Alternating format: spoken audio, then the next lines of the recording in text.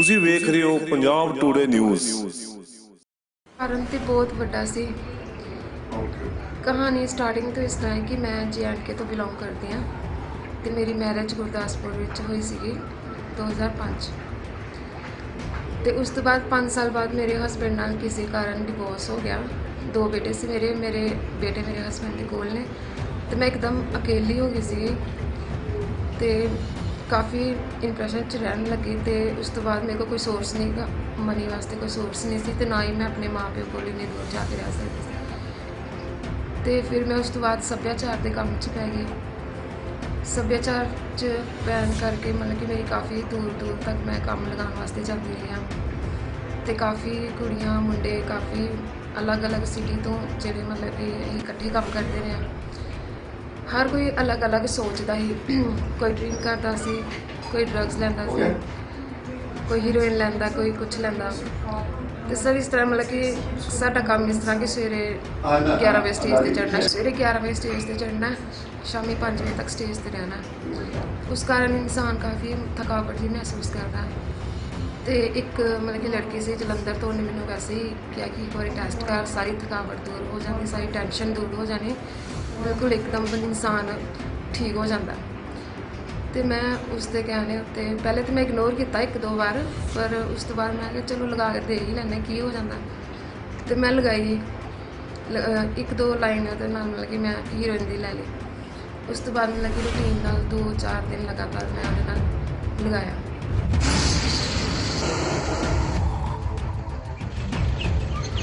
नौजवानों तो खोखला किया ही है, पर इस तो अलावा लड़कियां भी इस तो पिछे नहीं हैं।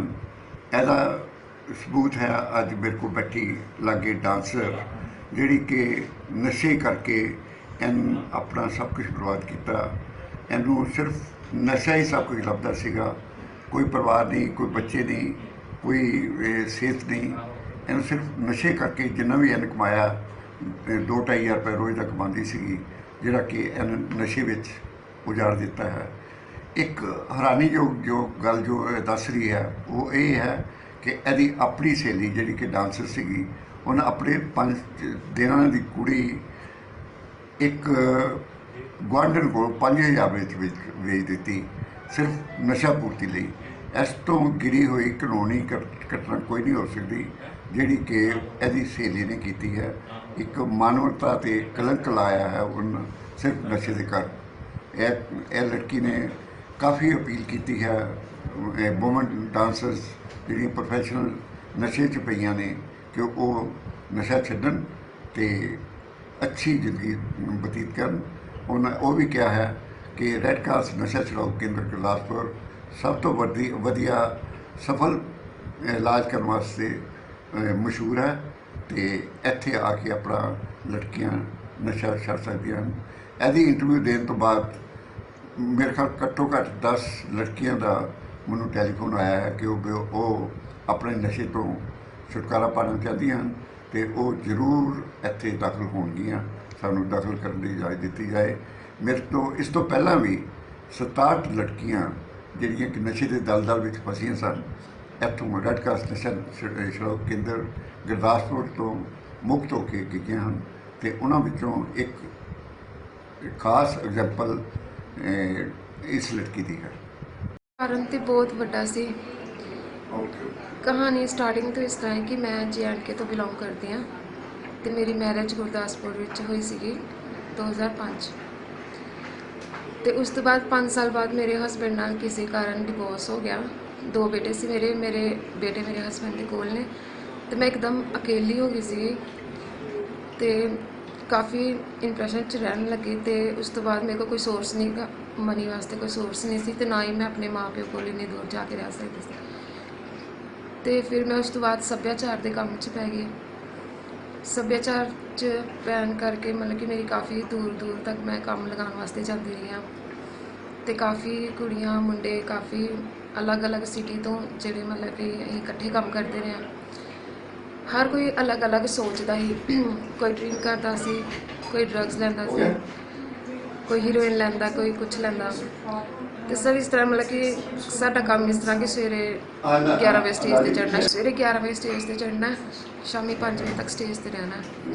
उस कारण इंसान काफ़ी थकावट जी महसूस करता। तो एक मतलब कि लड़की सी जलंधर तो उन्हें मैंने वैसे ही किया कि एक बार टेस्ट कर, सारी थकावट दूर हो जाती, सारी टेंशन दूर हो जानी, बिल्कुल एकदम इंसान ठीक हो जाता। तो मैं उसके कहने उत्ते पहले तो मैं इग्नोर किया 1-2 बार, पर उस तो बाद मैं चलो लगा के दे ही लैने की हो जाता। तो मैं लगाई 1-2 लाइन मतलब कि मैं हीरोइन दी लै ली। उस तो बाद मतलब कि रूटीन नाल 2-4 दिन लगातार मैं उहदे लगाया। तो उस तो बाद गल आ गई पैसों की कि पैसे दो तो समान लो।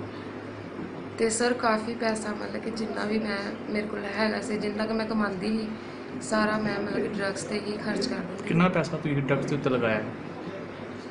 घट्टो घट्ट भी 4-5 लाख रुपया मैं 2 साल के अंदर उजाड़ता ड्रग्स के पिछे।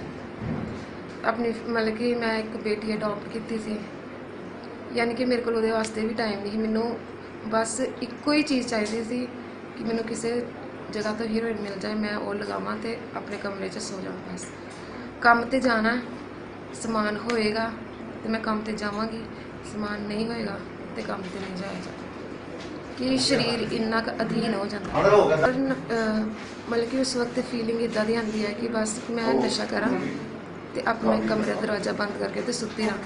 अपने बच्चे तक नूं इंसान भुल जाता इस नशे 'ਚ पै के। तो असीं अपने बच्चों भी टाइम नहीं दे सकते। मेरी 8 साल की बच्ची है, वो मैनू समझाती रही है कि मम्मा एक ना करो, गलत काम है, छोड़ो इनू, ये काम ना करो। पर वो एक बच्ची मैनू समझाती, पर मैं इन्नी क अधीन हो चुकी थी कि मेरे को छड्डिया नहीं जा रहा था। तो इस हुण लॉकडाउन करके मतलब कि मिलना मुश्किल हो गया, तो दौड़ झल्ली नहीं जा रही सी। तो 1-2 लोगों ने मैंने दस्सिया सी कि रैड क्रॉस, मैं थोड़ा डरदी सी कि रैड क्रॉस 'च पता नहीं की हुंदा है, कि पता नहीं इलाज होएगा या मैनू उत्थे तोड़ा वज्जणगियां या की होएगा। पर मेरी सारी सोच गलत निकली। मैं खुद डिसाइड करके तो मैं खुद ही हॉस्पिटल आई। ते ਜਿਹੜੀ नहीं सर, कोई टाइम ते कोई साथ नहीं दिंदा।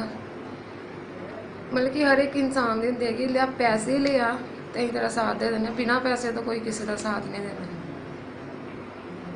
ਤੁਹਾਨੂੰ ਕੀ ਮਹਿਸੂਸ ਹੋਇਆ ਅੱਜ ਕਿ ਤੁਸੀਂ ਨਸ਼ਾ ਛੱਡਣਾ ਚਾਹੁੰਦੇ ਹੋ? मतलब कि जो नहीं मिला, मैं कहनी हाँ कि इस लॉकडाउन ने मेरी ज़िंदगी थोड़ी, I want to change my life करना चाहते हैं। हूँ मैनू हूँ पता चला कि मेरी ज़िंदगी का की मुल है। तो मेरी ज़िंदगी जे तो मैं इस तरह नशे 'ਚ लगी रहती तो होर 2 साल जी लेना ही, मेरे बच्चों की ज़िंदगी बर्बाद हो जानी। फिर हूँ मैं अपने बच्चों के बारे 'ਚ सोचा, मैं इत्थे आके दाखिल हुई हाँ। इत्थे कोई भी असी मतलब कि तोड़ वगैरह नहीं बचन देंगे, मैडिसन देंगे हैं। हुण मैं इस वक्त मैनू 9 दिन हो चुके हैं तो मैं एकदम ठीक हाँ, बिल्कुल ठीक हाँ। जिम भी करती हाँ, मैं बुक्स भी पढ़ती हाँ, मतलब कि हर चीज़ मेरा इंटरस्ट बदन दिया कि जिस तरह कि पहले मैं इग्नोर करती कि नहीं बस ये कुछ नहीं चाहिए, मैनू बस वही समान ही चाहिए। तो हुण मतलब कि मैनू लगन दिया कि मेरी लाइफ चेंज होए करती। सो 100 to 70% कुड़ियाँ इदां दियां जिहड़ियां कि नशा करदियां, 50% कुड़ियाँ इस तरह जिहड़ी इंजैक्शन करदियां, इंजैक्ट करदियां, तो बाकी मतलब कि फॉयल ते भी करदियां ते करदियां जिन्होंने अजे तक नहीं ड्रग्स का पता होएगा। या मैं सर यही कहना चाहवांगी कि नशा करना जो किसी को पता लगता है कि ये इंसान नशा करता है, वो कितनी इंसल्ट होंदी है, बेइज्जती होंदी है। तो जो इंसान मतलब कहते कि सवेर का भुल्लिया शाम को घर आ जाए उन्होंने भुल्लिया नहीं कहते। जे अगर असी नशे में तोबा कर लें, जे असी नशे में तोबा कर लें, ये बहुत ही वड्डी गल है। अपना ही फायदा है, अपनी लाइफ के बारे में सोचो, अपनी जिंदगी को बर्बाद ना करो। रूहानी ते काले इलम दे माहिर पंडित राकेश जी, मेरे कित्ती ਨੂੰ ਕੋਈ ਕੱਟ ਨਹੀਂ ਸਕਦਾ, ਕੱਟਣ ਵਾਲੇ ਨੂੰ ਮੂੰਹ ਮੰਗਿਆ ਇਨਾਮ। 2 ਘੰਟੇ ਵਿੱਚ ਘਰ ਬੈਠੇ ਹਰ ਪਰੇਸ਼ਾਨੀ ਦਾ ਹੱਲ ਪਾਓ। ਵਸ਼ੀਕਰਨ ਕਰਨਾ ਜਾਂ ਤੋੜਨਾ, ਪਿਆਰ ਵਿੱਚ ਧੋਖਾ, ਲਵ ਮੈਰਿਜ, ਪਤੀ ਪਤਨੀ ਵਿੱਚ ਅਣਬਣ, ਸੌਤਨ ਦੁਸ਼ਮਣ ਦਾ ਨਾਸ਼, ਹਰ ਤਰ੍ਹਾਂ ਦੇ ਲਾਟਰੀ ਨੰਬਰ ਦੇ ਮਾਹਿਰ। ਧੋਖਾ ਖਾਦੇ ਲੋਕ ਸਾਨੂੰ ਇੱਕ ਵਾਰ ਫੋਨ ਜ਼ਰੂਰ ਕਰੋ। ਪੰਡਿਤ ਰਾਕੇਸ਼ ਜੀ, ਸੰਪਰਕ ਕਰੋ 83 607 99607 83607 89607। ਰੂਹਾਨੀ ਤੇ ਕਾਲੇ ਇਲਮ ਦੇ ਮਾਹਿਰ ਬੀਬੀ ਰਾਜਵਿੰਦਰ ਜੀ। ਸਾਰੀਆਂ ਸਮੱਸਿਆਵਾਂ ਦਾ ਹੱਲ 2 ਘੰਟੇ ਵਿੱਚ ਘਰ ਬੈਠੇ। ਵਸ਼ੀਕਰਨ ਕਰਨਾ, ਮੁੱਠੀਕਰਨ ਕਰਨਾ ਜਾਂ ਤੜਵਾਉਣਾ, ਵਿਦੇਸ਼ ਯਾਤਰਾ ਵਿੱਚ ਰੁਕਾਵਟ, ਪੀਆਰ ਵਿੱਚ ਰੁਕਾਵਟ, ਲਵ ਮੈਰਿਜ, ਪਿਆਰ 'ਚ ਰੁਕਾਵਟ। ਜੇਕਰ ਤੁਹਾਡਾ ਪਤੀ ਪਤਨੀ, ਧੀ ਭੈਣ ਭਰਾ ਕਿਸੇ ਦੇ ਵਸ਼ 'ਚ ਹਨ, ਉਸ ਤੋਂ ਛੁਟਕਾਰਾ ਮੈਂ ਦਿਲਾਵਾਂਗੀ। ਲਾਟਰੀ ਚਾਹੇ ਕੋਈ ਵੀ ਹੋਵੇ, 649 ਲੋਟੋ ਮੈਕਸ ਜਾਂ ਮੈਗਾ ਮਿਲੀਅਨ, ਗਰੰਟਿਡ ਨਿਕਲੇਗੀ। ਫੋਨ ਮਿਲਾਉਂਦੇ ਹੀ ਤੁਹਾਡੀ ਜ਼ਿੰਦਗੀ ਸਵਰ ਜਾਵੇਗੀ। ਸਾਰੀਆਂ ਸਮੱਸਿਆਵਾਂ ਦਾ ਹੱਲ 1125 ਰੁਪਏ 'ਚ ਗਰੰਟੀ ਨਾਲ ਕਰਾਓ। ਕਰੋ ਸੰਪਰਕ ਬੀਬੀ ਰਾਜਵਿੰਦਰ 81466 77009।